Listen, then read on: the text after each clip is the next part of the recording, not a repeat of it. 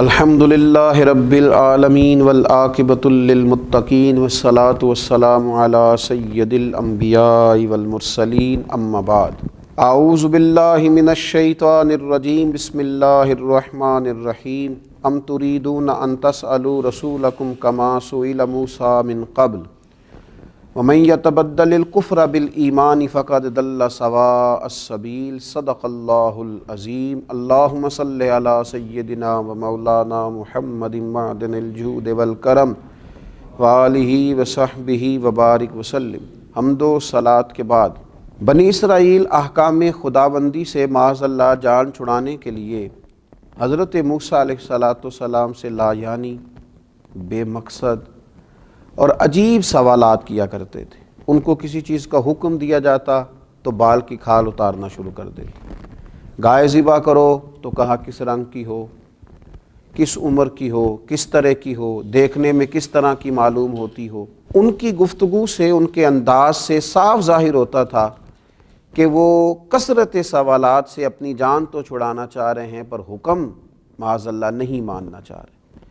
بنی اسرائیل کا چونکہ یہ طریقہ تھا تو جو لوگ مدینہ منورہ میں یہودی رہا کرتے تھے وہ بھی چاہتے تھے، اکساتے تھے مسلمانوں کو کہ وہ بھی نبی پاک صلی اللہ تعالیٰ علیہ وآلہ وسلم سے سوالات کریں۔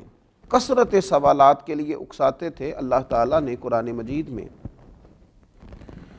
ان کی اس بات کا تذکرہ کیا اور کہا کہ ام تریدون ان تسألوا رسولکم کما سئل موسیٰ من قبل، کیا تم بھی اپنے رسول صلی اللہ تعالیٰ علیہ وسلم سے ایسے ہی سوالات چاہتے ہو جیسے اس سے پہلے حضرت موسیٰ علیہ السلام سے پوچھے گئے؟ اب قرآن مجید کا انداز دیکھیے، اس بات کا تذکرہ کرنے کے بعد کہ ام تریدون ان تسألوا رسولکم کما سئل موسیٰ من قبل، کیا تم بھی اپنے رسول صلی اللہ تعالیٰ علیہ وسلم سے ایسے ہی سوالات پوچھنا چاہتے ہو جیسے موسیٰ علیہ السلام سے پوچھے گئے اس سے پہلے؟ یہ بات بیان کرنے کے بعد اب انداز کیا اختیار فرمایا؟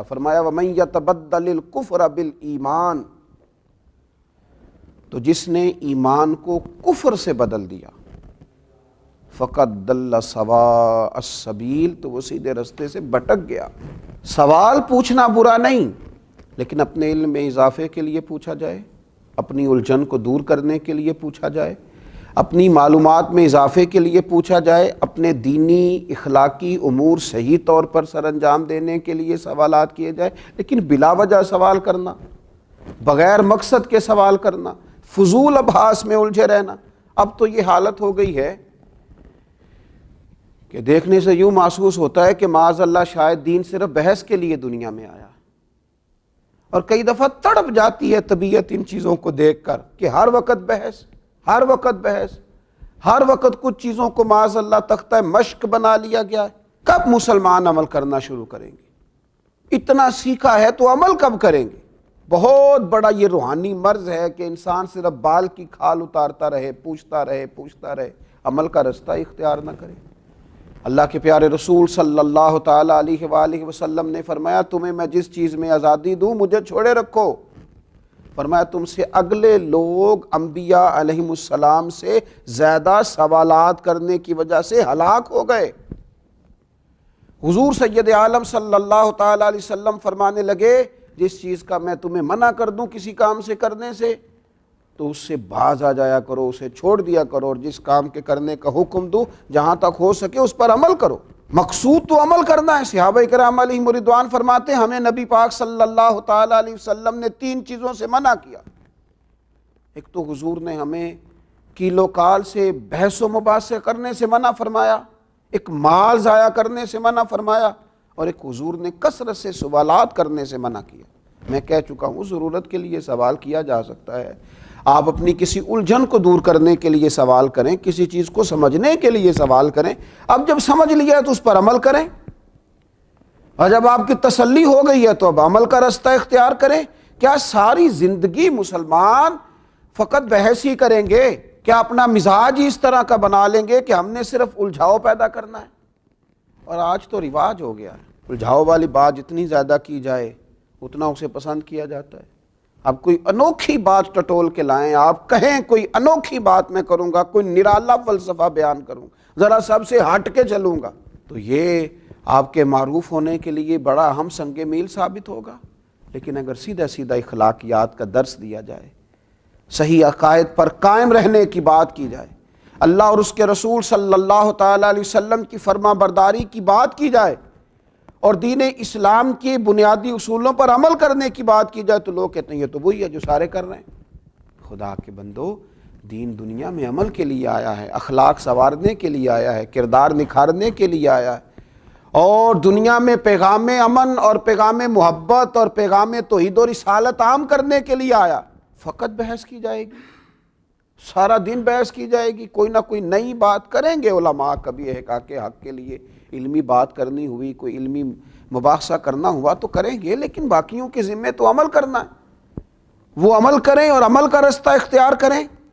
حضرت سیدنا انس بن مالک رضی اللہ تعالیٰ عنہ یہ روایت بیان کرتے ہیں، اور اس انداز کو ذرا سمجھنا، اس کیفیت کو سمجھنا۔ خدا را اب تو تکلیف ہوتی ہے، کیا حال کیا ہے دین کے ماننے والوں نے دین کا، کہ صرف بحث رہ گئی، صرف ابحاث رہ گئی۔ میں نے کہا ہے کریں گے علماء علمی بات اگر کہیں ضرورت پیش آئے گی احقاق حق کے لیے، لیکن ہر وقت اگر عوام سے لے کر علماء تک ہر شخص اور ہر وقت اور ہر موقع پر اگر فقط بحث کی جائے گی، عمل کب ہوگا؟ ان چیزوں کو اپنایا کب جائے گا؟ اختیار کب کیا جائے گا؟ حضرت انس بن مالک رضی اللہ تعالیٰ عنہ فرماتے ہیں، ایک دن لوگوں نے نبی رحمت صلی اللہ تعالیٰ علیہ وسلم سے کثرت سے سوالات کیے، مجھے بتائیے نا، کائنات کے جتنے بھی علوم ہیں اور جتنے بھی علوم کے خزانے ہیں، وہ سارے تو اللہ نے رسول پاک علیہ السلام کے سینہ مبارکہ میں رکھے، کوئی کمی ہے وہاں علم کی؟ اور نبی پاک علیہ الصلوۃ والسلام بیان کرتے، عطا کرتے، لیکن حضرت انس بن مالک فرماتے ایک دن لوگوں نے کثرت سے سوالات کیے تو ہم نے حضور کے چہرہ اقدس پر ناراضگی کے آثار دیکھے۔ چنانچہ نبی پاک علیہ السلام منبر پر بیٹھ گئے، فرمایا پوچھو جو پوچھنا ہے، کرو سوال۔ ایک شخص نے پوچھا میرا باپ کون ہے؟ فرمایا وہی جس کی طرف تو منسوب کیا جاتا ہے۔ ایک نے اپنے انجام آخرت کی بات کر لی کہ میرے لیے جنت ہے یا دوزخ ہے۔ حضرت انس کہتے ہیں ہم حضور کے چہرہ اقدس پر ناراضگی دیکھ رہے تھے۔ حضرت سیدنا فاروق اعظم رضی اللہ تعالیٰ عنہ اٹھے اور بڑے درد سے بڑی گزارش سے عرض کی، رضیت باللہ ربا فبالاسلام دینا فبسیدنا و مولانا محمد نبی و رسولا صلی اللہ تعالیٰ علیہ وسلم۔ حضرت عمر دست بستہ عرض کرتے ہیں یا رسول اللہ ہم بڑے راضی ہیں کہ اللہ ہمارا رب ہے، حضور ہم بڑے راضی ہیں کہ اسلام ہمارا دین ہے، ہم بڑے راضی ہیں کہ محمد عربی صلی اللہ تعالیٰ علیہ وسلم کو اللہ نے ہمارا نبی اور رسول بنایا، ہم بڑے خوش ہیں اس بات پر۔ تو فرماتے ہیں اس پر پھر اللہ کے محبوب نے فرمایا عمر بیٹھ جاؤ، اللہ تم پہ رحم فرمائے اور یہ توفیق تمہیں ہی دی گئی ہے۔ کثرت سوالات سے حضور ناراض ہوئے۔ تو میرے عزیز یہ وہ والا کام ہے، کثرت سوالات اور بلا وجہ سوال اور بغیر مقصد کے سوال، جس سے تو حضور ناراض ہو جاتے ہیں۔ لہٰذا وہ سوال کریں، وہ بات کریں جس کی ضرورت ہے، ابحاث میں نہ الجھ جائیں۔ اللہ تعالیٰ امت مسلمہ کے لیے عمل کا رستہ آسان کرے۔ وما علینا الا البلاغ۔